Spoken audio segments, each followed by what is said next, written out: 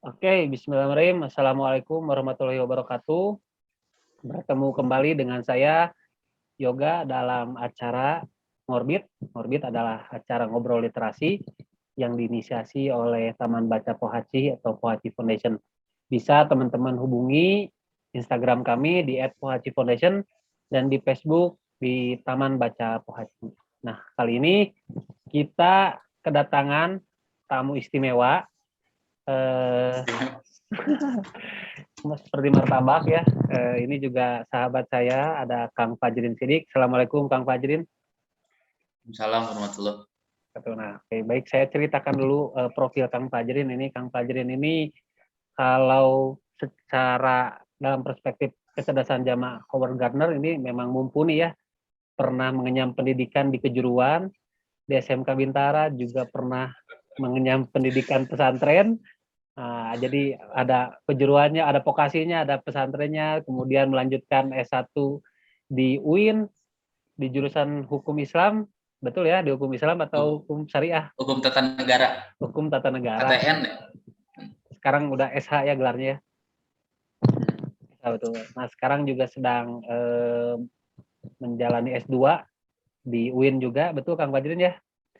Di UIN, kita doakan mudah-mudahan segera lulus, kemudian juga sekarang aktif di Bawaslu, Badan Pengawas Pemilu, jadi luar biasa sekali background beliau juga di secara organisasi juga mumpuni. Pernah jadi Ketua Hima Persis Kota Bandung, kemudian aktif di HMI, aktif juga di berbagai organisasi, dan tentunya dia juga yang menginisiasi atau founder Pohaci Foundation. Oke, selamat datang Kang Fajrin.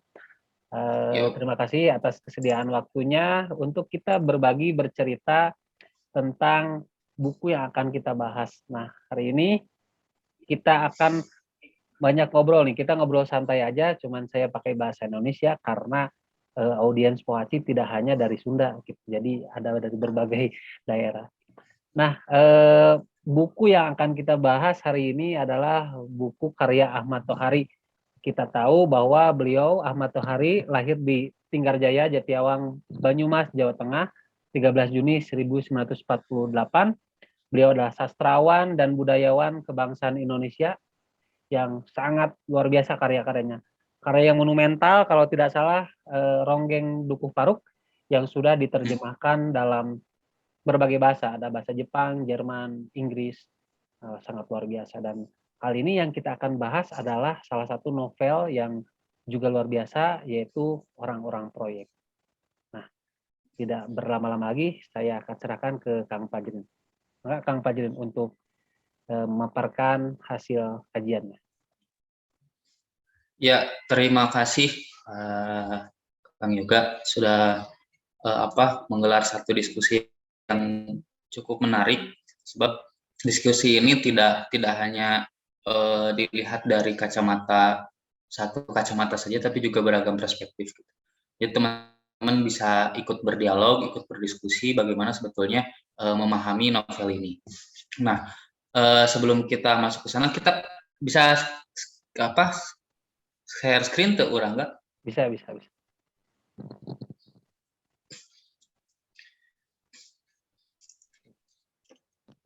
Ini novel karya tahun 2002 ya, betul Kang Fajrin ya?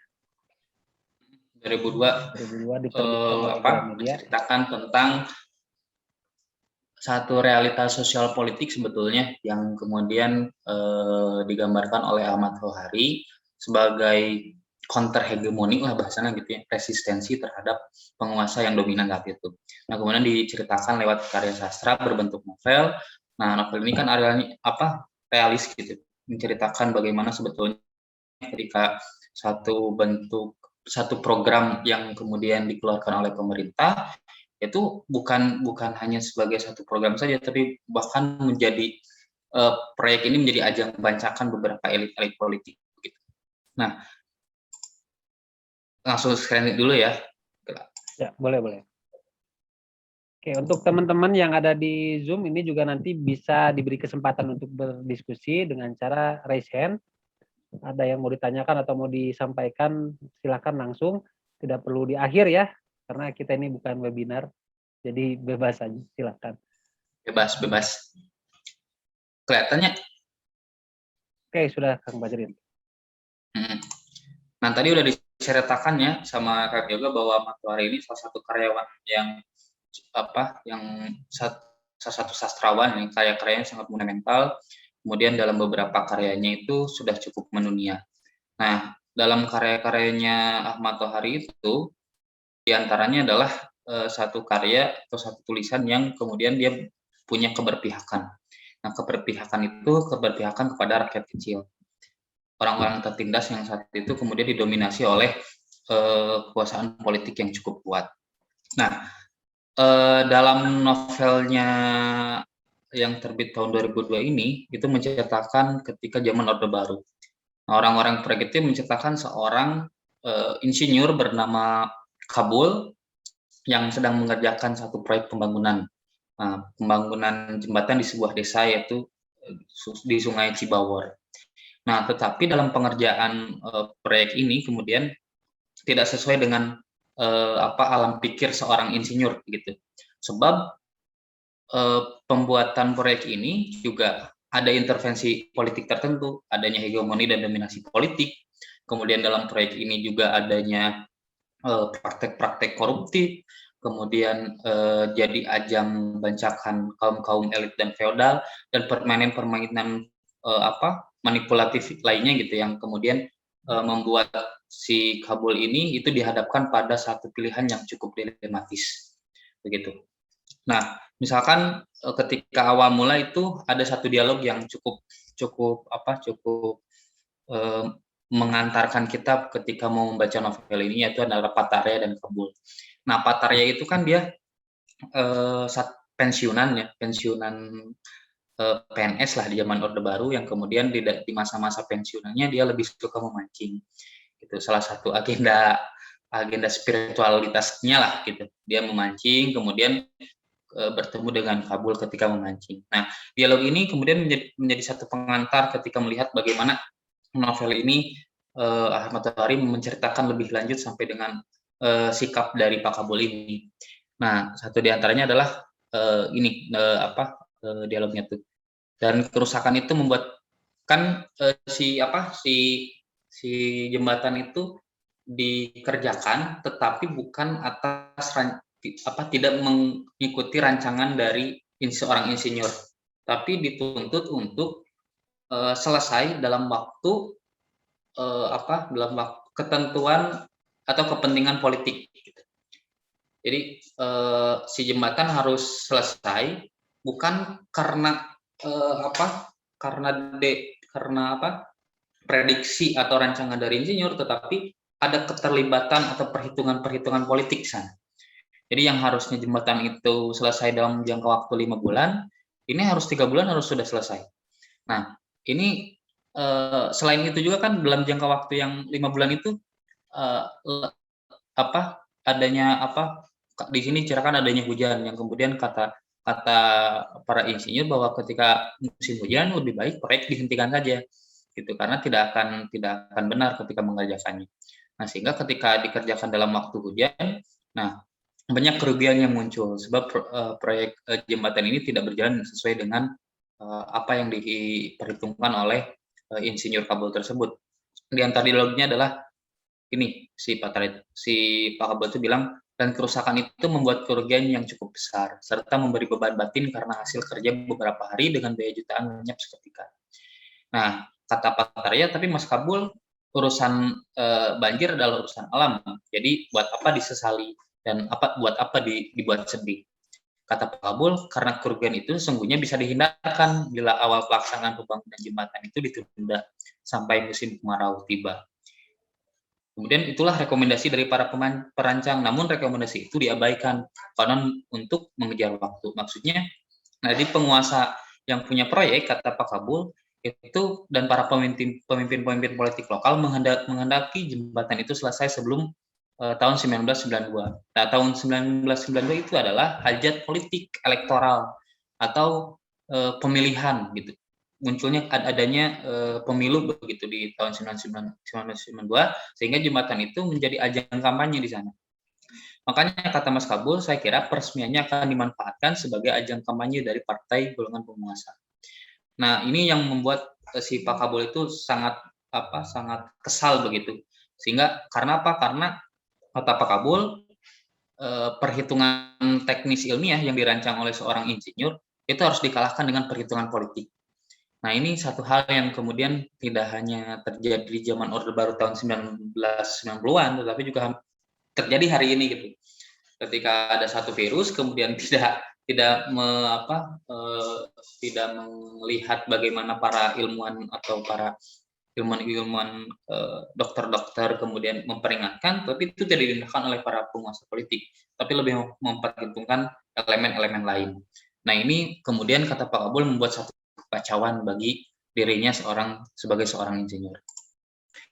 Nah, kalau dilihat dalam dialog antara Pak Taraya dan Pak Kabul ini dapat dilihat bahwa pembuatan proyek jembatan yang dirancang itu tidak menggunakan perhitungan ilmiah yang pertama sebagai satu dasar pijakan.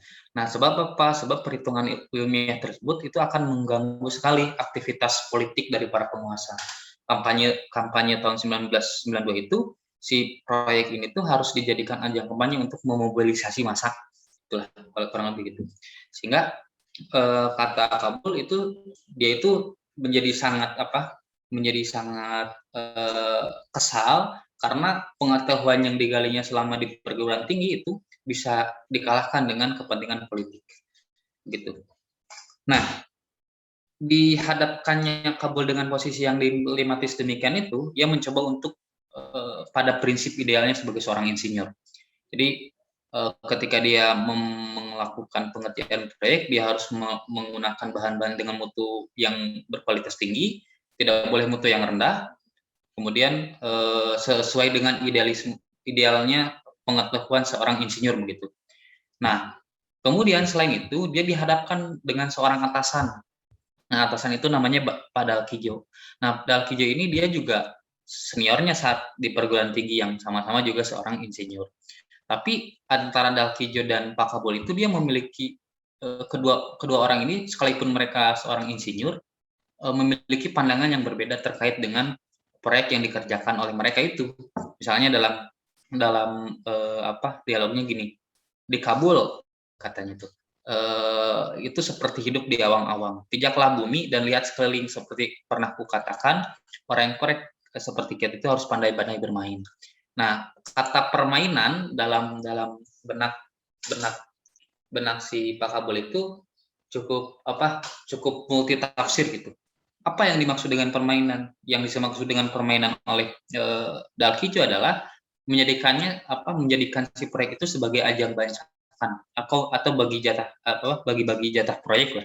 Di mana yang bermain di situ tidak hanya Dalkijo sebagai seorang insinyur sekaligus atasan yang membawahi banyak yang memegang proyek itu, juga kemudian bagaimana para politikus, anggota-anggota DPRD, kemudian partai penguasa. Kemudian saat itu kan penguasa saat itu kan dia sangat akrab sekali dengan militer. Nah, militer pun ikut dalam ajang-ajang bancakan seperti ini. Makanya sekalipun Dalkijo dan Kabul itu sama-sama seorang insinyur, kemudian juga sama-sama berada dalam keluarga yang miskin, tapi keduanya memiliki pandangan yang berbeda. Pertama, kenapa Dalkijo menggunakan proyek ini sebagai ajang bancakan atau untuk memperkaya diri sehingga jatuh pada pandangan yang cukup pragmatis, sebab dia berusaha untuk membalaskan dendamnya terhadap kemiskinan. Nah, kemiskinan yang dialami oleh Pak Dalkijo di masa lalu itu membuatnya sangat tertekan, sehingga ketika dia berada pada tingkat atau level yang tinggi, misalkan karena pengetahuannya, karena dia melakukan pendidikan yang cukup tinggi, kemudian dia melakukan segala hal apapun untuk meraup keuntungan dan kekayaan, bahkan dengan tindakan-tindakan yang manipulatif saat itu. Nah, salah satunya adalah ketika ada satu proyek yang dikeluarkan oleh pemerintah dengan dana yang cukup besar, dananya pun dana pinjaman dari luar negeri, diceritakan dalam novel ini, itu kemudian dijadikan satu ajang untuk meraih keuntungan sebanyak-banyaknya dari tiap elemen, baik itu elemen penguasa, partai politik, kemudian anggota dewan, preman-preman lokal dan sebagainya. Pun juga Dalkijo sebagai seorang yang memiliki kuasa dalam perusahaan itu. Nah, di Desa Cibawar juga itu Kabul itu ternyata bertemu dengan kawannya itu saat dia di perguruan tinggi. Nah, kawannya itu bernama Pak Basar yang kebetulan dia sebagai seorang kepala desa. Selain sebagai seorang kepala desa, dulu ketika di perguruan tinggi juga Basar dan Kabul itu sama-sama aktivis. Nah, kita tahu kriteria dan sifat aktivis itu kan dia resisten sekali. Aktivis itu anti status quo, anti kepampanan, anti terhadap kekuatan kritiknya cukup tinggi, idealismenya juga kuat, punya prinsip yang dipegang teguh. Nah, karena keduanya sama-sama aktivis, kemudian mereka pertama karena Pak Basar kepala desa, kan ada di dalam novel itu diceritakan bahwa akan diadakan hari ulang tahun salah satu partai politik ya, GLM misalnya sebutnya itu golongan Lestari Mekar. Kita tahu golongan Lestari Mekar itu sebetulnya Golkar, karena Golkar saat itu di zaman Orde Baru cukup kuat menjadi partai yang paling dominan. Nah, karena saat itu kepala desa itu dituntut untuk, atau bukan dituntut, ketika menjadi kepala desa dia otomatis menjadi kader partai penguasa yang kemudian dituntut untuk melakukan apa-apa yang diperintahkan oleh partai. Salah satunya adalah ketika Pak Basar itu diperintah agar menyiapkan agenda ulang tahun partai di desanya. Sebetulnya Pak Basar sempat menolak ketika diperintah seperti itu. Tapi ketika dia mau menolak, Pak Basar harus dijadikan bahan olokan dan cemoohan, bahkan ada intimidasi verbal. Seperti ketika dia menolak perintah partai, artinya dia melawan pemerintah, artinya dia tidak sesuai dengan jalan pikiran pemerintah. Kemudian bisa saja dia dicap sebagai orang-orang yang masuk pada organisasi-organisasi terlarang seperti itu. Nah, antara Pak Basar dan Pak Kabul itu dua-duanya itu menghadapi satu dilematis yang cukup besar. Tetapi dua-duanya pun memiliki pilihan dalam menghadapi tuntutan ini. Pertama, secara tuntutan politis langsung ke Pak Basar, kemudian tuntutan pekerjaan kepada Pak Kabul yang sebagai seorang insinyur, dia harus menyelesaikan proyek pembangunan jembatan ini sesuai dengan idealnya pengetahuan seorang insinyur. Tapi karena adanya hegemoni politik, kemudian Pak Basar harus dihadapkan dengan dilema demikian. Nah, tuntutan politik penguasa kepada keduanya itu, baik Basar dan Kabul, itu apakah harus melakukan sesuai dengan perintah penguasa politik saat itu ataupun tidak. Sebab jika tidak melakukan hal itu, ya akibatnya cukup fatal. Misalkan Pak Basar yang seorang kepala desa bisa saja tidak menjadi kepala desa untuk pemilihan selanjutnya. Sebab kan kepala desa menjadi basic yang cukup sentral ketika dia bisa memobilisasi massa. Massanya kuat. Sehingga kan kalau dalam hitung-hitungan politik elektoral, kepala desa untuk saat ini ya setelah zaman reformasi dia harus bertindak netral. Karena apa? Karena ketika zaman Orde Baru, kepala desa itu menjadi boneka partai gitu untuk memobilisasi massa. Nah, karena Pak Basar itu kan daripada dia menolak perintah partai, kemudian mengorbankan rakyatnya, kemudian mengorbankan sehingga dia harus, jadi dilemanya Pak Basar itu, walaupun ini perintah partai yang kemudian mencederai hak-hak masyarakat, dia tetap harus mengikuti itu. Sebab karena kepala desanya seorang aktivis, dia percaya bahwa walaupun ini perintah partai, tapi karena prinsipnya sebagai seorang aktivis yang memegang teguh idealisme, dia bisa melakukan itu dengan baik dan benar, dengan berprinsip pada kaidah-kaidah moral. Nah, berbeda dengan Kabul, ketika dihadapkan dari posisi ini, dia memilih untuk keluar dan tidak meneruskan proyek ini. Sebab kenapa? Sebab ketika dia meneruskan proyek ini, Pak Kabul itu khawatir bahwa pertama, ketika bahan-bahan material untuk pembuangan jembatan ini akan menggunakan bahan dengan mutu yang sangat rendah gitu. Kemudian tidak sesuai dengan ekspektasi yang dicanangkan oleh para perancang pembangunan. Sehingga apa? Sehingga jembatan itu tidak akan bertahan lama sesuai dengan idealnya seorang insinyur.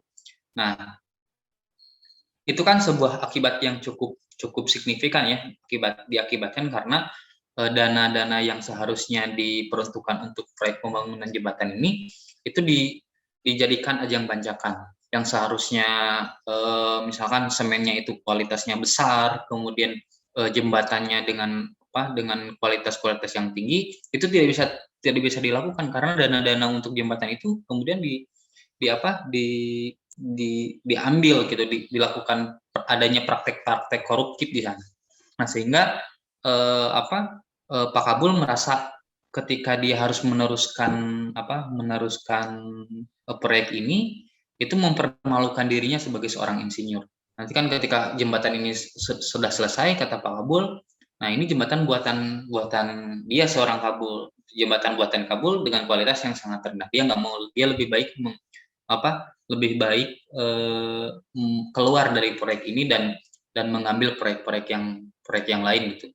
Dan dia lebih memilihnya itu ke proyek-proyek swasta kalau di novel ini, karena swasta lebih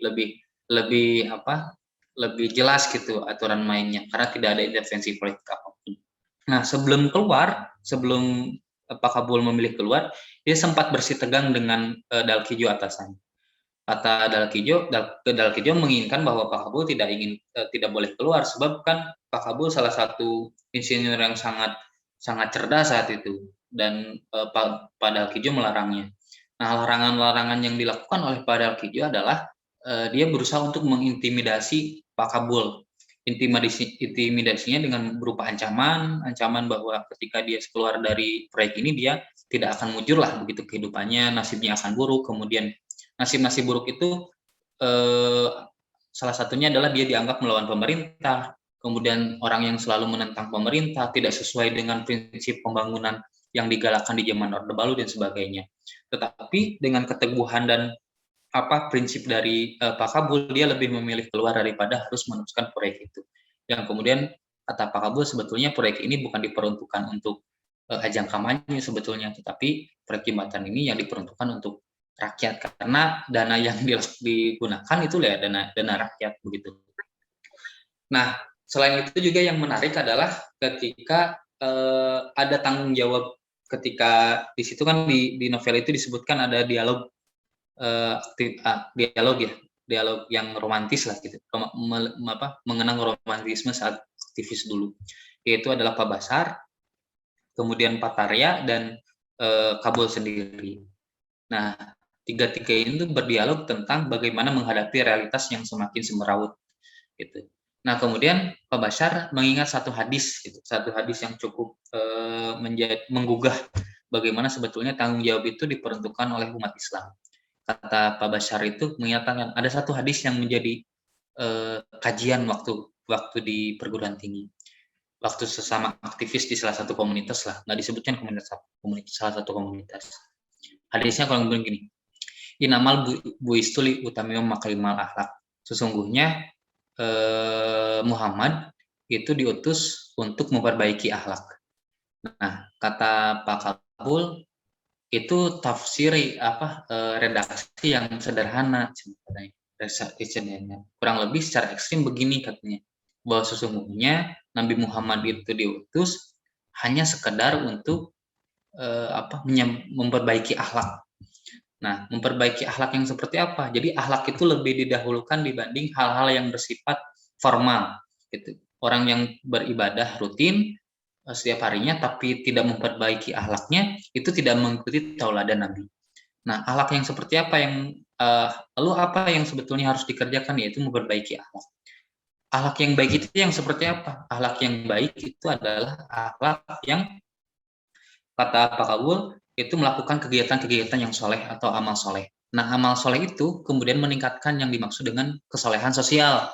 Nah, kesolehan sosial itu berimplikasi pada tanggung jawab sosial. Jadi, seorang yang memiliki tanggung jawab sosial sebetulnya adalah orang yang berusaha untuk mengikuti apa-apa yang dititahkan oleh Nabi dalam hadisnya itu. Nah, gitu. Jadi kesalehan sosial dan tanggung jawab sosial itu harus dilakukan ketika kita berusaha untuk menauladani apa yang dilakukan oleh Nabi Muhammad SAW. Nah, kurang lebih gitu. Jadi saya nggak bakal ngebahas bagaimana kisah percintaannya Kabul dengan Wati ya, karena itu salah satu sisipan dari Ahmad Tohari. Cuman fokus dalam novel itu bagaimana kemudian melihat hegemoni atau dominasi dari penguasa politik saat itu yang kemudian mengintervensi hampir ke seluruh elemen, termasuk elemen paling dasar yaitu desa. Itu. Nah, setelah melihat novel ini, kita mengetahui bahwa ternyata hegemoni politik itu sangat kuat di zaman Orde Baru itu. Bahkan menyentuh aspek-aspek yang cukup sentral, dari mulai Orde Baru itu kan salah satu rezim yang mengeluarkan kebijakan pembangunan. Jadi pembangunan di sana sini dan sebagainya. Tapi pembangunan demikian itu malah dijadikan proyek, bukan beberapa, semua elit dijadikan semua elit itu menjadikan proyek jembatan itu sebagai bukan hanya proyek jembatan, proyek pembangunan itu sebagai wadah untuk memperkaya elit-elit itu. Nah, dalam novel ini kemudian saya mencoba untuk menggunakan teori hegemoni dari Antonio Gramsci. Jadi Gramsci ini adalah salah satu ahli teori dari Italia ketika zaman Mussolini. Dia pernah dipenjara di rezim Mussolini yang fasis itu karena dia seorang partai sosialis. Nah, menyatakan ada beberapa karakteristik dari sebuah hegemoni yang dilakukan oleh penguasa. Kata Gramsci, yaitu melihat yang pertama, bahwa persetujuan atau consent akan apa yang dimaksud dari proses kehidupan berdasarkan pemahaman sebagian besar masyarakat, kemudian hal ini direpresentasikan oleh masyarakat yang berkuasa di masyarakat dan pemerintah. Jadi Gramsci melihat bahwa persetujuan, jadi ada persetujuan dari potret kehidupan. Nah, Ahmad Tohari kemudian memperkenalkan potret kehidupan di zaman Orde Baru saat itu. Nah, potret kehidupan di mana hegemoni pengaruh politik itu lebih besar ketimbang melihat pengaruh politik penguasa saat itu lebih besar ketimbang hak-hak rakyat yang sebetulnya daulatnya lebih tinggi di alam negara demokrasi. Nah, karena potret kehidupan yang cukup feodal, bahasanya feodal sekali, Kabul melihatnya sebagai negara feodal zaman Orde Baru itu. Potret kehidupan yang kemudian masyarakat dikekang, tidak bebas, ketika masyarakat mengkritik kebijakan pemerintah dianggap melawan pemerintah sehingga mudah untuk dikriminalisasi, mudah untuk didebanisi dan sebagainya. Nah, Gramsci melihatnya bahwa potret kehidupan ini menjadi satu concern dari pemerintah kepada masyarakat. Nah, kedua, kata Gramsci, sebagian besar pengetahuan akan nilai-nilai politik dan moral yang ada di masyarakat pada dasarnya merupakan nilai-nilai mereka yang berkuasa. Nah, kita melihat nilai yang ada di dalam novel itu, bagaimana sebetulnya nilai politik moral yang dilakukan di masyarakat di desa Cibawar salah satunya itu menggunakan nilai-nilai yang terrepresentasikan oleh penguasa politik saat itu. Bukan nilai yang hidup di masyarakat, tetapi nilai yang dihidupkan oleh penguasa politik saat itu. Nah, yang ketiga, ideologi umum ini kemudian dilihat sebagai akal sehat oleh mayoritas masyarakat. Jadi apa yang dilakukan pemerintah saat itunya di zaman Orde Baru, yaitu sesuai dengan kebijakan itu dan itu sesuai dengan akal sehat. Walaupun sebetulnya bagi beberapa intelektual gitu melihatnya bahwa kebijakan prinsip kerangka berpikir pemerintah itu tidak sesuai. Tetapi karena hegemoni, nah itu dianggap sebagai satu yang common sense gitu. Nah, terakhir kata Gramsci menyatakan bahwa persetujuan akan hegemoni pengetahuan itu dirangkul dengan damai. Jadi kadang dengan kebijakan-kebijakan yang tidak represif, yang kemudian oleh masyarakat, tapi pemaksaan ini terkadang juga terjadi dalam bentuk kekerasannya. Misalkan ketika salah satu Contohnya itu ketika Pak Bashar menolak untuk menjadikan desanya sebagai tempat hari ulang tahun GLM, ya, Golongan Lestari Benang, dia menolak. Kemudian muncul representativitas dari beberapa elemen, salah satunya adalah orang-orang partai yang datang ke rumahnya 3 orang, untuk kemudian menyatakan bahwa kamu harus mengikuti anjuran dari partai, kalau tidak berarti kamu melawan pemerintah. Nah itu dengan paksaan. Ada juga dengan menggunakan tindak kekerasan. Tapi ada juga yang menggunakan tindak kekerasan. Misalkan ketika dia tidak setuju dengan kebijakan pemerintah, datanglah aparat-aparat negara yang kemudian bisa saja mengkriminalisasi. Kemudian kriminalisasinya tidak hanya ditangkap, tapi juga kemudian digunakan intimidasi yang represif begitu.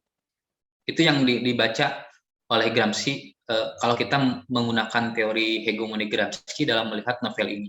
Bagaimana potret kehidupan saat itu, kemudian bagaimana nilai-nilai politik dan moral yang diharuskan sesuai dengan kaidah penguasa, dan kemudian bagaimana ideologi yang dibangun saat itu, ideologi pembangunan yang dibangun saat itu menjadi satu common sense bagi masyarakat. Begitu. Ini salah satu beberapa aspek yang kemudian melihat bahwa saat itu penguasa sedang melakukan hegemoni terhadap rakyat. Nah, selain menggunakan Gramsci, saya kemudian menggunakan Michel Foucault dalam melihat bagaimana relasi antara pengetahuan dan kekuasaan. Pengetahuan yang digali oleh Kabul semasa di perguruan tinggi, kemudian dia harus berelasi dengan aspek kekuasaan. Nah, kata si Foucault gini, Foucault menyatakan bahwa pengetahuan dan kekuasaan mempunyai hubungan timbal balik. Nah, penyelenggaraan kekuasaan terus-menerus akan menciptakan entitas pengetahuan. Begitupun sebaliknya, penyelenggaraan pengetahuan akan menimbulkan efek kekuasaan. Jadi, narasi pengetahuan itu kan saat zaman Orde Barunya, narasi pengetahuan itu sangat dikontrol oleh rejim saat itu. Rejim Soeharto saat itu mengontrol narasi pengetahuan. Misalkan di dalam novel itu dijelaskan adanya P4. P4 teh mengenai nama BPIP lah ya. P4 teh naon sepodilah panjangan teh. Itu nama pengamalan tentang Pancasila. Nah, orang-orang itu harus mayoritas masyarakat itu harus sesuai dengan P4. Nah, moral pembangunan yang digalakkan oleh rejim saat itu adalah dihegemoni, direlasikan dengan pengetahuan, kekuasaan yang terrelasi dengan pengetahuan, bahwa pembangunan itu sesuai dengan pengetahuan dari penguasa. Ya, contohnya jadi si Nadiem Makarim teh Nadiem Makarim tuh dia punya konsep pengetahuan tentang Merdeka Belajar atau kampus Merdeka. Merdeka Belajar teh menurut Merdeka Belajar menurut saya dan menurut Nadiem teh beda.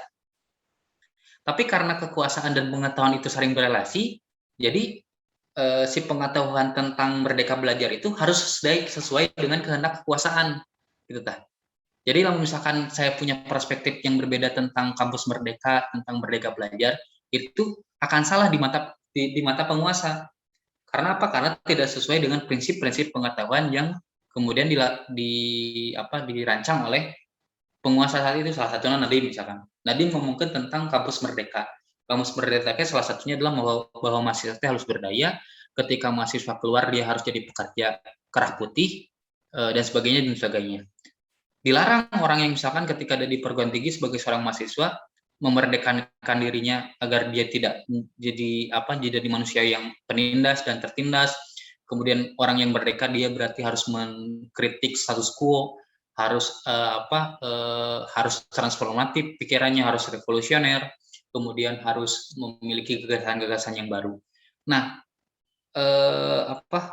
pengetahuan semacam itu berbeda dengan pengetahuan yang dimunculkan oleh kekuasaan saat ini gitu. Nah, itu jadi artinya dalam teorinya si Michel Foucault, pengetahuan dan kekuasaan itu harus saling berelasi. Jadi ketika orang punya pengetahuan baru atau ideal-ideal yang baru, ketika itu berbeda dengan pengetahuan dari penguasa, orang sebagai yang memiliki pengetahuan itu akan disalahkan. Kurang lebih gitu. Nah, di dalam novelnya Ahmad Tohari, ya itu memperlihatkan bahwa dalam tokoh cerita itu adanya entitas penyelenggara kekuasaan yang dilakukan Orde Baru dalam sepak terjang pemerintahnya. Nah, sehingga melahirkan pengetahuan. Nah, begitu pula sebaliknya, penyelenggaraan pengetahuan akan menimbulkan efek kekuasaan. Nah, salah satunya ketika didatangi oleh orang-orang partai ke rumahnya. Orang-orang partai itu ngomong gini, jangan lupa warga yang berKTP dengan tanda OT dan ET. Jadi OT itu orang yang terlibat, atau ET ekstapol lah, yang pernah terlibat dalam kasus 65. Ingatkan mereka akan peristiwa 65 agar mereka dan seluruh keluarga menjadi pendukung kita. Manfaatkan kekuasaan Anda ketika warga datang untuk meminta tanda tangan demi melestarikan kemenangan GLM. Dan Anda tidak akan memberikan atau memperbanyak surat izin usaha untuk toko, warung, kilang, padi, dan sebagainya, kecuali mereka berjanji dan sudah terbukti mendukung kita. Jadi kalau misalkan ada masyarakat Cibawar di sana yang berbeda dengan kehendak penguasa, ya siap-siap aja bakal dicap sebagai OT atau ET di dalam KTP-nya itu. Di KTP itu ada tanda OT dan ET. Nah, ketika dia punya tanda OT dan ET, akibatnya apa? Pertama, dia sulit untuk melakukan akses apapun, termasuk akses dalam melakukan usaha, berkehidupan,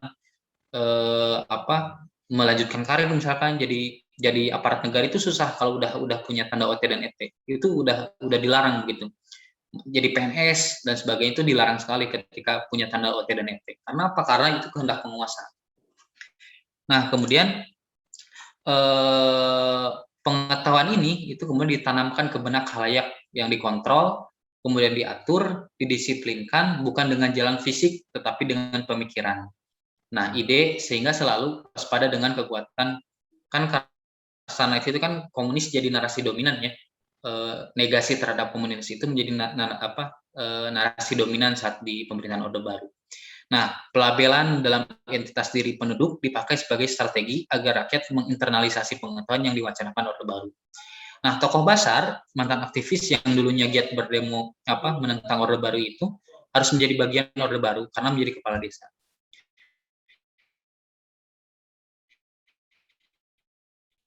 Nah, sebagai kepala desa, ia secara otomatis untuk melakukan disiplin tubuh. Jadi dalam bukunya Foucault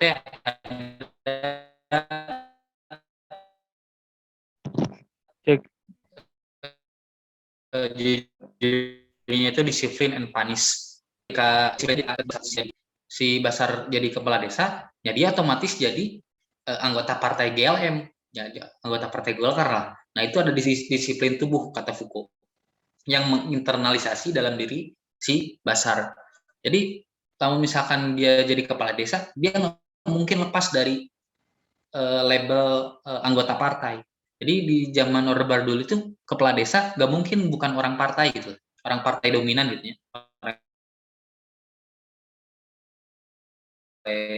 oleh Foucault sebagai docile bodies gitu, di mana Basar itu menjelma sebagai tubuh-tubuh yang taat. Namun misalkan ayeuna mah jika jakinya disiplin tubuh teh. Nah sih nanti orang-orang yang pendidikan formal SD tapi ke SMA tuh bajunya harus, yang SD harus hitam putih, yang SMP harus putih biru, dan kemudian yang SMA harus putih abu-abu. Nah, eta teh aya disiplin tubuh yang dilakukan oleh penguasa saat itu. Bahkan sekarang gitu ya. Nah, sehingga si pelajar itu ya tubuhnya dikuasai. Jadi kan jarang gitunya kita melihat bahwa anak-anak SD, SMP, dan SMA tuh dia dibebaskan untuk memilih baju mereka ketika belajar. Beda dengan di beberapa negara yang udah nyesok rek diajar rek pakai baju non terserah gitu. Karena kan nggak ada hubungannya antara berpakaian dengan belajar gitu. Gitulah kurang lebih gitu. Itu yang diceritakan oleh Foucault. Saya ngambilnya itu dari salah satu jurnal Afat Martoni, judulnya itu Novel Orang-Orang Proyek dalam Kajian Analisis Wacana Kritisnya Michel Foucault. Nah, jadi dua teori ini, baik Gramsci ataupun Foucault, itu melihat bahwa dalam novel ini terjadi hegemoni kekuasaan yang kemudian mengintervensi ranah terlalu menghegemoni budaya masyarakat. Yang kedua adalah adanya intervensi kekuasaan terhadap pengetahuan yang saling berrelasi satu sama lain dalam kacamatanya Foucault. Nah, novel ini, novel orang-orang proyek itu dalam Ahmad Tohari menjelaskan kedua hal itu gitu.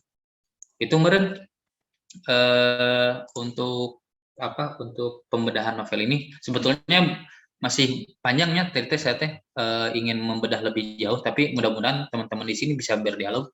Misalkan kan di dalam proyek jembatan itu ada para pekerja yang dari berbagai daerah, ada dari suku Sunda, ada dari Batak, ada dari Jawa, kemudian ada dari beberapa daerah yang para pekerja itu menjadi korban gitu dari kepicikan proyek ini. Sebab para pekerja yang menggunakan tenaganya secara maksimal tapi mendapatkan upah yang sangat rendah saat itu gitu, saat ketika pembuatan jembatan di Desa Cibawar itu. Itu kemarin kita diskusilah langsung. Oke. Luar biasa sekali pemaparan Kang Fajrin. Suara saya terdengar Kang Fajrin? Terdengar. Oke. Nah, boleh teman-teman ada yang mau berkomentar. Ini sudah hadir ada 8 orang dari berbagai instansi tentunya ya. Boleh silakan ada yang mau berpendapat, bertanya terkait isi novel atau terkait kajian mengenai hegemoni kekuasaan, boleh di raise hand atau langsung unmute. Nah, mungkin Kang Fajrin, yang menarik dari saya baca novel tersebut ada statement Dalkijo yang seperti ini. Bahwasanya pragmatis itu akan dapat memutus rantai kemiskinan.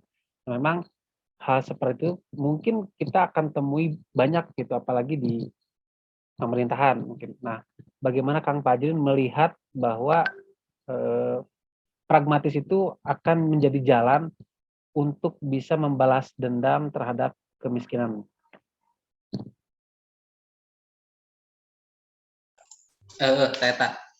Efeknya menarik, sebetulnya asli menarik di sana karena pertama gininya, ketika si Kabul mendengar pernyataan dari Dalkijo tentang kemiskinan, bahwa sebetulnya apa sih yang membentuk karakter si Basar itu, karakter Dalkijo dengan Kabul, yang membedakan karakter Kabul dengan Dalkijo itu. Pertama, keduanya kan sama-sama orang miskin di masa lalu, sama-sama orang miskin.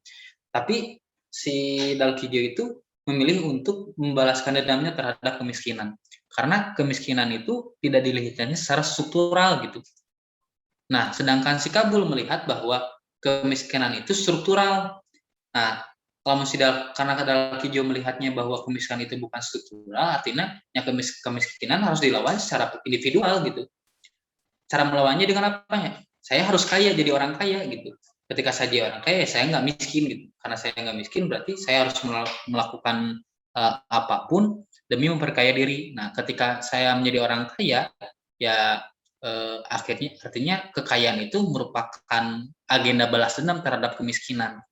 Nah, berbeda dengan Kabul, kata si Kabul gini, penuntasan demikian itu hanya berlaku secara parsial gitu.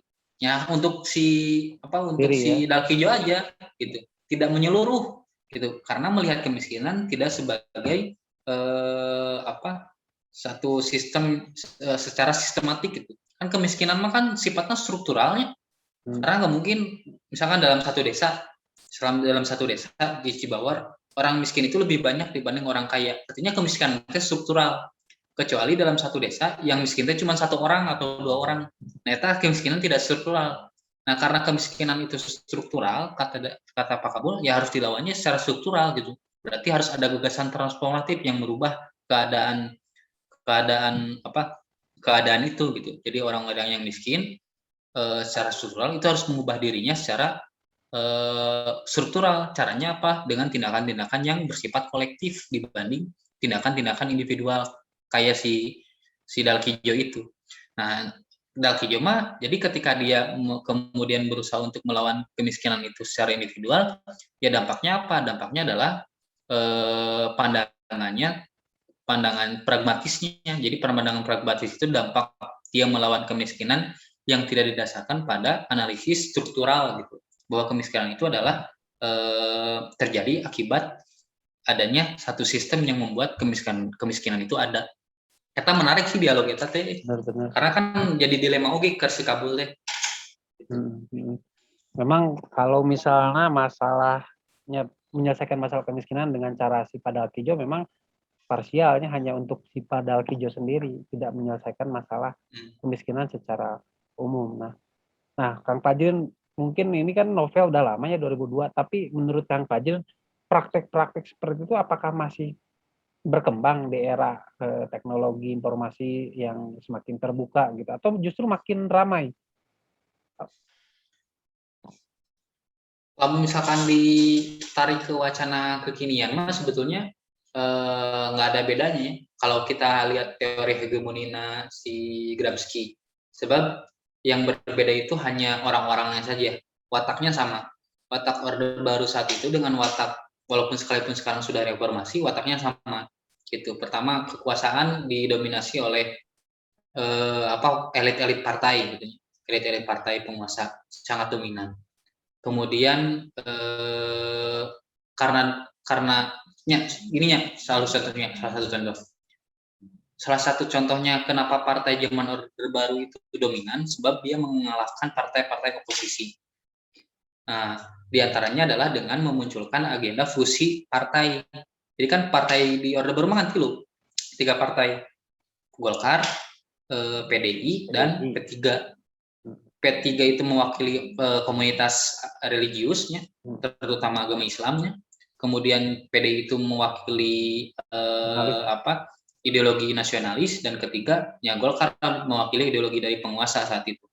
Nah, begitupun sekarang dari 8 partai yang dominan saat ini ya, yang menjadi elit partai penguasa saat ini kan partai-partai yang dominan gitu. Jarang kayak partai-partai kecil di sana, misalkan kayak PHI-nya, Partai Hijau Indonesia, kemudian Partai Rakyat Pekerja itu nggak bisa ikut. Sebab apa? Sebab ingin menjadi sebuah partai di Indonesia saat ini itu harus memiliki modal yang cukup tinggi. Kalau nggak punya modal yang tingginya, dia nggak mungkin bisa masuk dalam ranah kekuasaan gitu. Nah, polanya sebetulnya hampir sama, apalagi ketika sekarang para partai itu diakomodir semuanya, itu menghilangkan oposisi. Salah satu bentuk otoritarianisme itu kan mengalahkan supaya nggak ada oposisi. Nah, Orde Baru kan melakukan hal itu supaya dia bisa bersikap otoriter. Ya, oposisinya nggak adakan gitu, dihilangkan oposisinya. Begitupun sekarang, oposisi paling kuat zaman sekarang itu dulu itu Gerindra, ini oposisi paling kuat. Benar. Gerindra, PAN, Demokrat, sebagainya. Tapi diakomodir oleh penguasa sehingga jadi partai yang penguasa dominan di sana, membentuklah yang disebut sebagai oligarki. Nah gitu. Dua hal ini nanti kalau kita baca dua realitas itu sama gitu. Ketika watak penguasa yang otoritarian zaman Orde Baru dengan watak penguasa saat ini hampir sama gitu. Dua-duanya juga kalau kita lihat karakteristik otoriter gitu. Oke.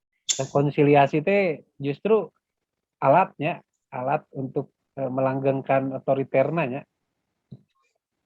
Iya gitu. Jadi si partai penguasa kan ngakomodir isok enak Gerindra itu kan oposisi paling kuat lah di tahun 2014 ya, sampai dengan menjelang pemilu 2019. Tapi setelah 2019 partai oposisi paling kuat diakomodir. Nah, sehingga kan sekarang partai yang oposisi ke pemerintah kan partai-partai biasa gitu, lain partai biasa yang tidak memiliki kekuatan politik yang cukup tinggi, jika Demokrat yang PAN misalnya. PKS. Sekuat apa gitu PAN yang Demokrat ketika berkicau di media sosial diserang ku buzzer gitu ya, diserang lagi dan edanan.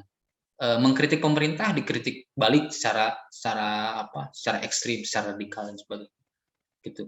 Terus golongan-golongan Islamnya, jika gerakan Islam politik Habib Rizik itu dipadamkan, dimatikan gitu. Gak ada lagi oposisi gitu saat ini gitu, kecuali yang masyarakat yang tercerahkan gitu. Seperti dalam teorinya Gramsci. Gramsci boga dua teori yang cukup melihat bagaimana kemudian kita sebagai kaum intelektual itu bersikap. Kata si Gramsci, ada dua intelektual kategorinya. Yang pertama adalah intelektual organik, yang kedua adalah intelektual tradisional.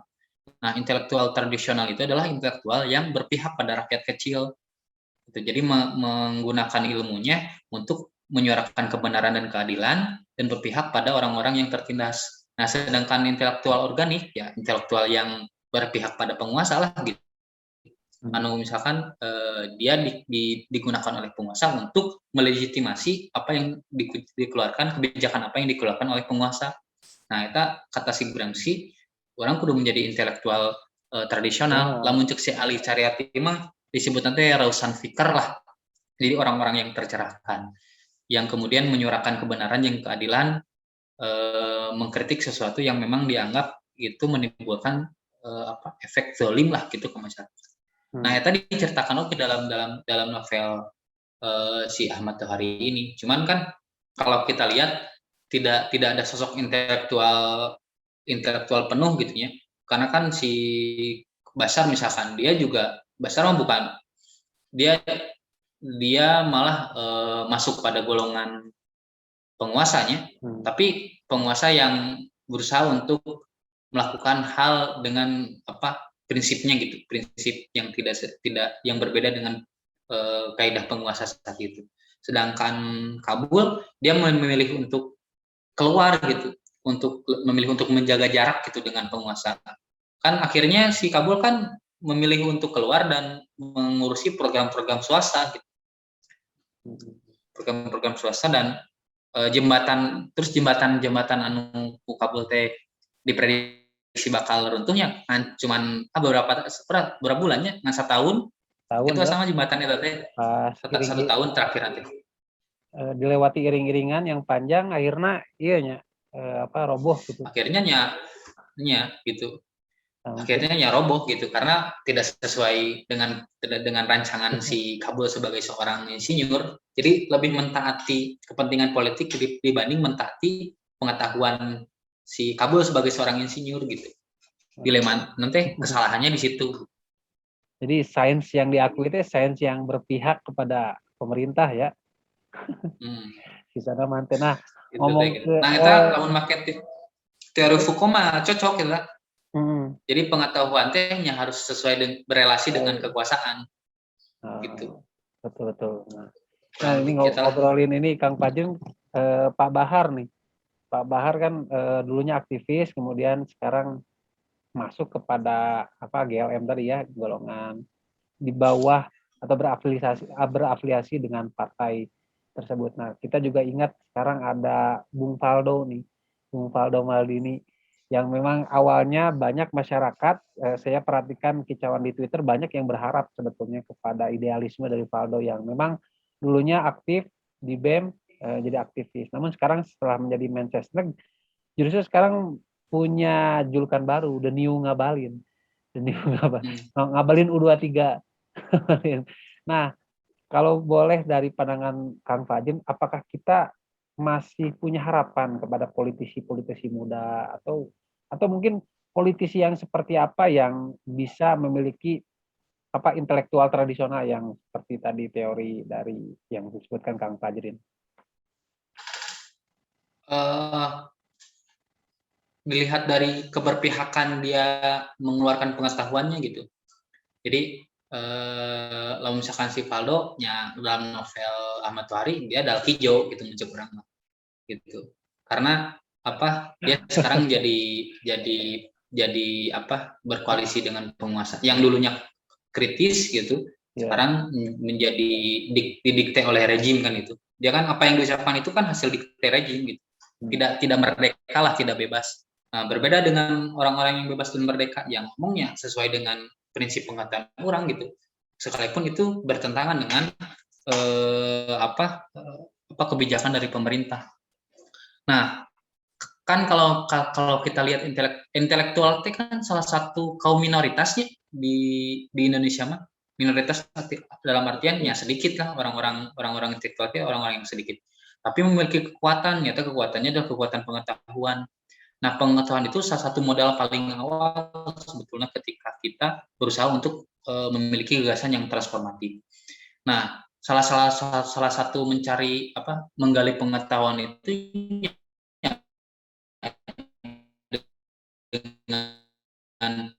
dengan lajin berdiskusinya, membaca diskusi dan sebagainya. Juga selain itu advokasi misalnya kolektif yang lainnya gitu. Misalkan ketika kita sedang berada di mengadvokasi masyarakat miskin dan sebagainya. Nah, itu penting sebetulnya. Kalau misalkan harapan untuk elit politik mah jauh dari harapan elit politik mah. Kalau misalkan memang gagasan yang diusungnya bukan perubahan secara secara penuh gitu, kemudian ketika dilakukan oleh elit politiknya kepentingannya pasti kepentingan elit gitu. Kecuali politikus muda ini punya gagasan yang transformatif yang mereka itu berasal dari kalangan masyarakat miskin lah gitulah, terutama hal itu gitu. Masyarakat miskin yang memiliki kekuatan pengetahuan yang tinggi, kemudian dia berkolektif dan menjadikan itu sebagai alat atau alat resisten terhadap kebijakan yang menyimpang. Nah, sehingga si masyarakat itu tidak mudah untuk dibodohi dan melawan atau bahasanya kontra hegemoni lah yang sedang dilakukan oleh penguasa. Itu sih mencoba. Kata sih menariknya memang kalau misalkan lihat banyak aktivis-aktivis. Nah, sebetulnya aktivis-aktivis yang gitu teh nggak cuma Valdo gitunya.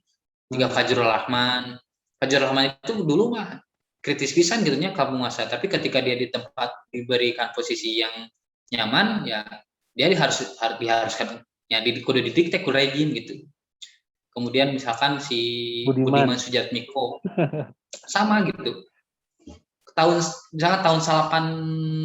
salapan genep aya peristiwa Kuda Tuli 27 Juli 8 genep. Budiman kan paling diincar saat itu di zaman Orde Baru ketika meletus reformasi, bahkan dia sempat di penjara gitu. Nah, dirangkul ku PDI, nah, sehingga dia ketika PDI sekarang naiknya karena jempe gitu. Dia diam gitu, tidak kemudian tidak mengkritik kebijakan yang sebetulnya menyimpang. Sebenarnya banyak sih kaum intelektual yang kemudian memilih untuk menjadi merapatlah ke daerah kekuasaan gitu. Dibanding harus bersuara mengkritik kebijakan yang salah gitu. Nah, itu mesti jadi ya kalau digambarkan di novelnya Ahmad Tohari itu sudah jadi watak gitu yang sebetulnya harus dihapuskan. Oke. Jadi kemungkinan sulitnya kita punya sosok sulit kecuali si rakyat sendiri yang harus sadar gitu melihat fenomena yang realitas yang sekarang terjadi. Bahkan gitu ngeri kan sekarang ada Ade Armando kan sekarang membuat ini Civil Watch.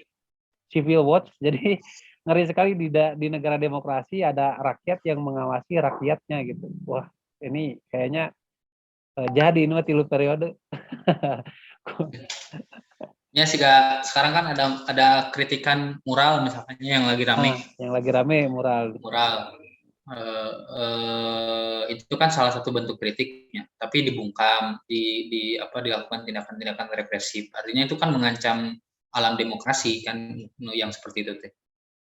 Kebebasan berpendapat, kebebasan untuk menyatakan pikiran itu kan sebetulnya dijamin oleh undang-undang. Tapi kalau misalkan ketika hal yang dijamin oleh undang-undang itu kemudian dilanggar, ya sebetulnya demokrasi saat ini sedang berada pada titik krisis gitu. Kalau lihat fenomena yang saat ini. Dan parahnya kaum intelektual organiknya, si Gramsci itu membela rezim gitu dibanding membela hal yang sebetulnya sudah dijamin oleh undang-undang. Kan kritik kebebasan menyatakan pendapat, pikiran itu kan dijamin ke undang-undang dan diperbolehkan gitu. Dalam demokrasi diperbolehkan. Di undang-undang dasarnya juga diperbolehkan. Tapi ketika itu dilarangnya berarti artinya demokrasi hari ini sedang turun drastis gitu. Kalau lihat mah gitu sih. Ini ayah si Abin mah Asya. Iya orang bebaturan. Oh, oke, ada Kang Abin nih. Assalamualaikum Kang Abin. Abin Rifa Aldani. Ini juga saya mau menyapa ada. Waalaikumsalam, Kang. Oh, waalaikumsalam. Oke. Sok, Bin, ku Bin. Punten Kang, ya abi teh nuju di jalan, nuju dina mobil. Janten ngiring Siap. nyimak we Kang. Duh, punten pisan sanes alim ngiring diskusi ya. Nuhun pisan Siap, itu santai. mendengarkan. Siap, santai. Ini juga ada Kang Taufik dari Pohaci, ada Kang Ihsan Muhammad nih Ketua Pohaci, ada Kang Haidar, Ibu Nain Atiyah. Mangga silakan ada yang mau dikomentari atau ada yang mau bertanya, boleh dipersilakan. Oke. Nah, Kang Fajrin, jadi apa? Ya, punten. Si orang-orang yang seperti Kabul ini sebetulnya banyaknya ditemukan, tapi menurut Kang Fajrin memang realistis itu apa yang si Kabul ambil dengan meninggalkan proyek. Nah, atau misalnya dia tetap berjuang di dalam proyek eta, bisa tuh seperti itu atau memang kuduna ditinggalkan gitu, atau memang harusnya berjuang di dalam proyek eta? Kalau kita lihat sikapnya Kabul sih, dia sudah ada di ujung tanduk gitu ya. Sebab sebelum dia menyatakan untuk keluar, kan bernegosiasi dulu dengan Dalkijo. Nah, proyek ini bisa dilanjutkan oleh Pak Kabul kecuali ketika bahan-bahan yang didatangkan oleh Dalkijo itu adalah bahan-bahan yang bermutu kualitasnya. Kan gitu permintaan si Kabul sebelum keluar gitu. Ya. Oke, proyek ini saya nggak akan keluar, proyek ini bisa dilanjutkan kecuali bahan-bahan yang dilakukan bahan-bahan material jembatan ini harus sesuai dengan rancangan Pak Kabul. Supaya apa ya? Supaya tidak terjadi yang diramalkan ke Pak Kabul. Jembatan ini umurnya panjang gitu, bisa berguna secara jangka panjang dan sebagainya. Nah, tapi kan hasil negosiasi antara Dalkijo dan Kabul itu kan nggak diindahkan oleh Dalkijo gitu, sehingga akhirnya Pak Kabul bersikap lebih baik mengundurkan diri dibanding harus meneruskan proyek ini. Nah, itu sebetulnya kalau kita lihat kalau saya lihatnya ini sebagai bentuk resisten dari Kabul, karena dia nggak mau terlibat dalam praktek yang manipulatif gitu. Karena kan manipulatifnya dalam artian menjadikan jembatan bukan untuk fasilitas publiknya, tetapi menjadikan jembatan untuk fasilitas kampanye. Kan itu dua hal yang berbeda gitu. Kalau fasilitas kampanye ya bentuknya seremonial gitu. Bahwa ini jembatan dibangun oleh penguasa ini sebagainya. Kecuali fasilitas ini dijadikan sebagai fasilitas publik gitu. Jembatan ini infrastruktur publik yang digunakan oleh publik untuk menyambagi jalan, kemudian akses ekonomi di sana akan berjalan dengan lancar.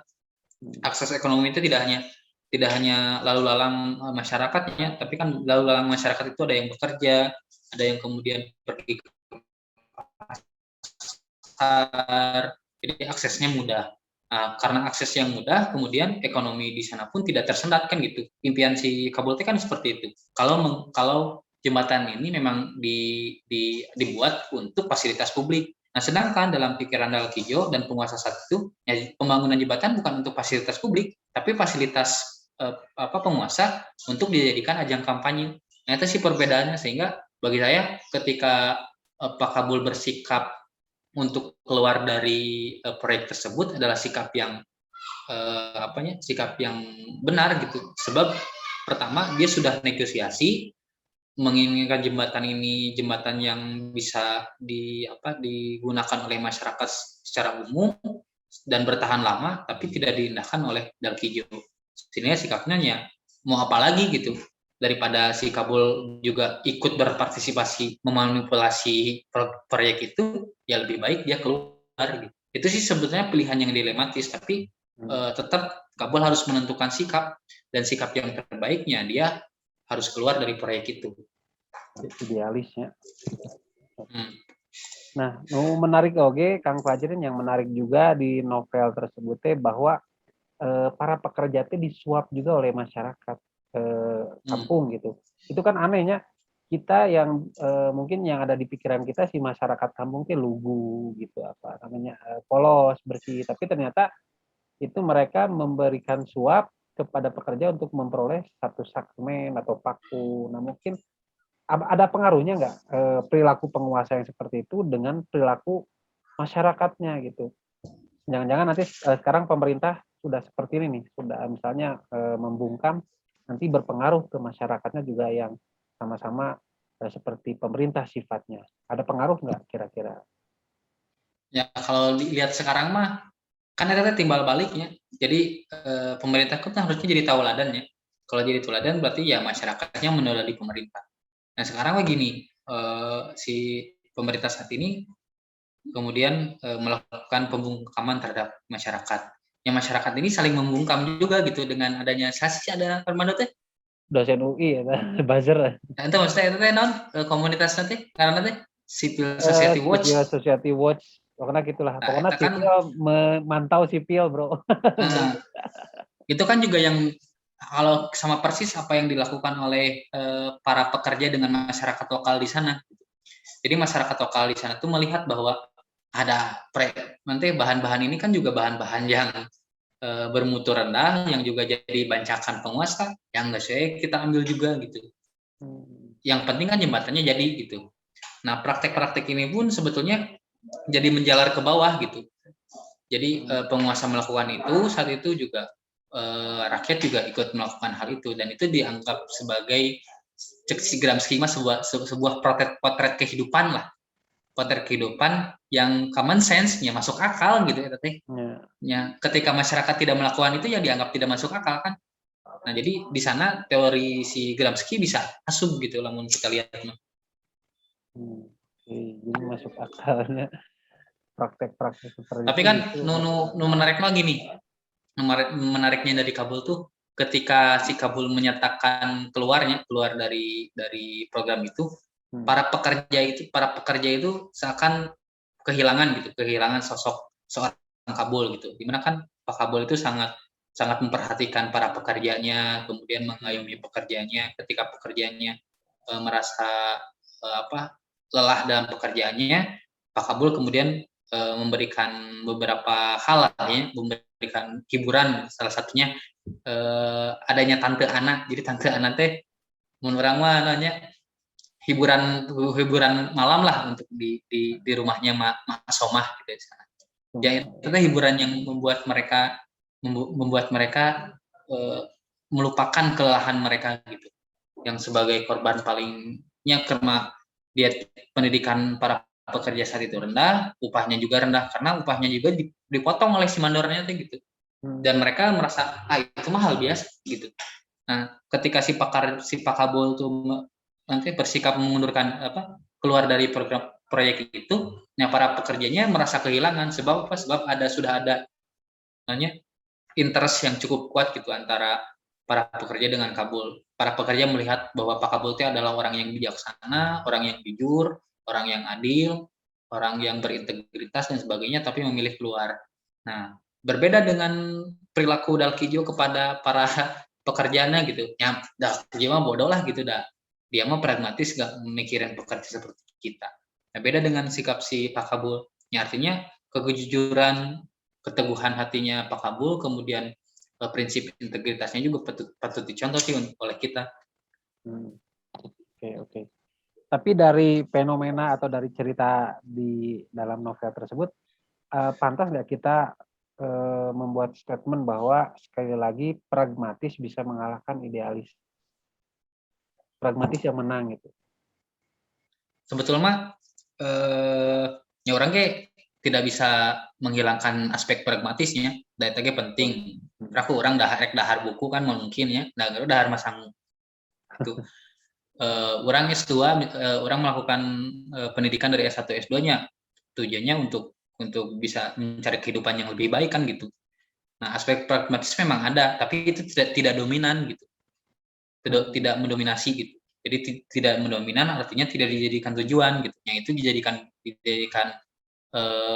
nanti aspek yang tidak jadi cita-cita utama, bukan aspek yang primer lah gitu. Yaitu tersier lah aspek pragmatis itu, sekalipun memang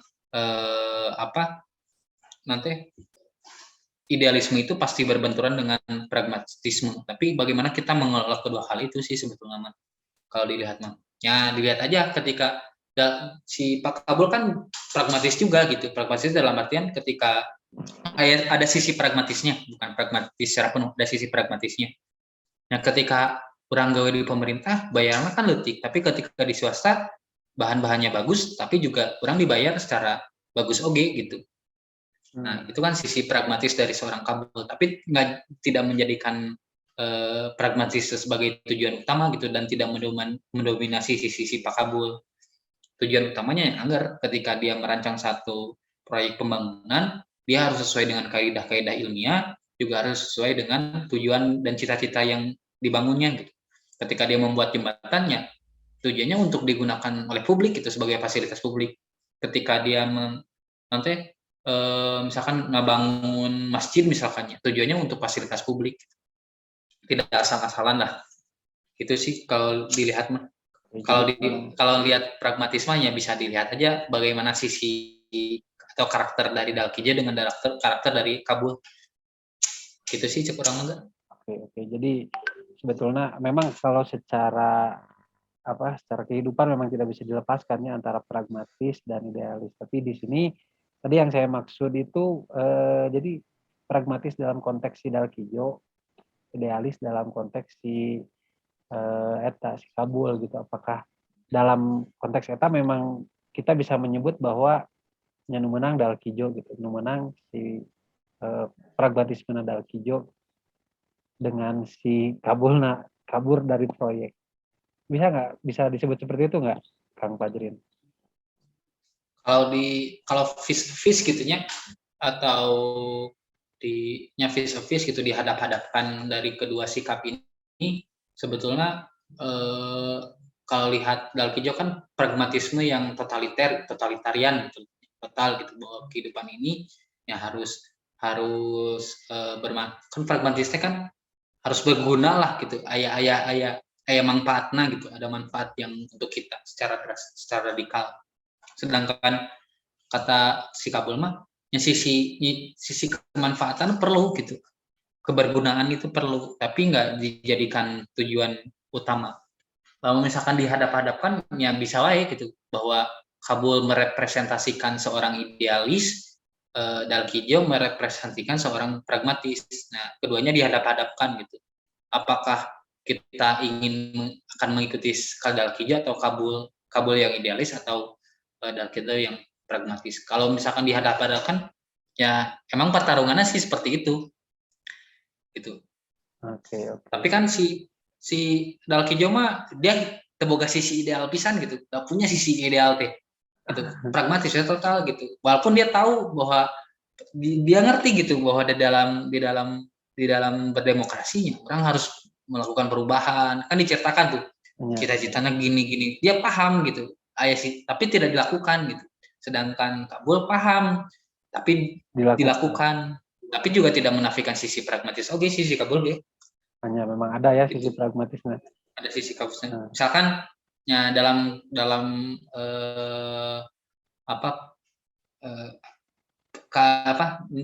cerita percintaannya lah ya dengan Wati gitu. Kan ya kisah percintaan si Kabul dengan Wati teh pekerjaannya si Dalkijo gitu. Pekerjaan Dalkijo asistennya si Kabul lah gitu, yang mengurusi keuangan. Ia juga punya ada cerita romansa lah, bahwa ya manena si Kabul kan udah umurnya udah matang, udah mapan, tapi belum menikah. Ya ketika dia udah cukup umur lah untuk menikah, nah akhirnya dia juga menikah dengan Wati, kan juga sisi pragmatis sebetulnya ya teh.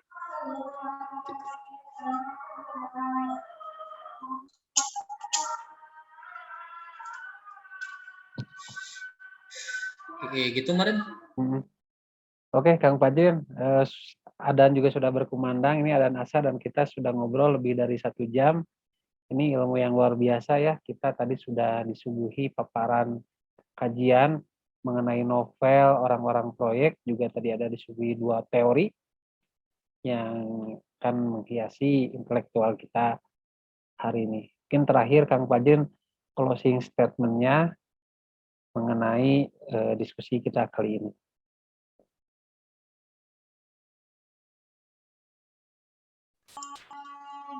Ya, intinya gini, kalau kita lihat dari novelnya Ahmad Tohari itu, ketika melihat satu hal yang dianggap tidak adil gitu ya, adanya perlakuan zalim, ya kita harus berani untuk melakukan resistensi terhadapnya gitu, melakukan perlawanan terhadapnya.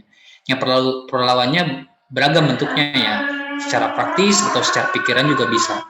Namun dalam hadis Nabi mah kan ketika kita melihat ketidakadilan dalam pandangan kita, ketika kita dihadapkan pada ketidakadilan, maka kita bisa mengubahnya dengan tangannya gitu. Kalau tidak bisa dengan tangan, ya dengan ucapan. Ya kalau tidak bisa dengan ucapan, ya menolaknya dalam hati.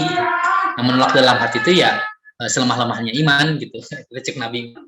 Jadi kalau misalkan ada ketidakadilan di hadapan kita, kalau kita mampu melakukannya dengan menolaknya dengan secara praktis, ya lakukan. Kalau tidak lakukan, ya bisa bersuara dengan kebenaran.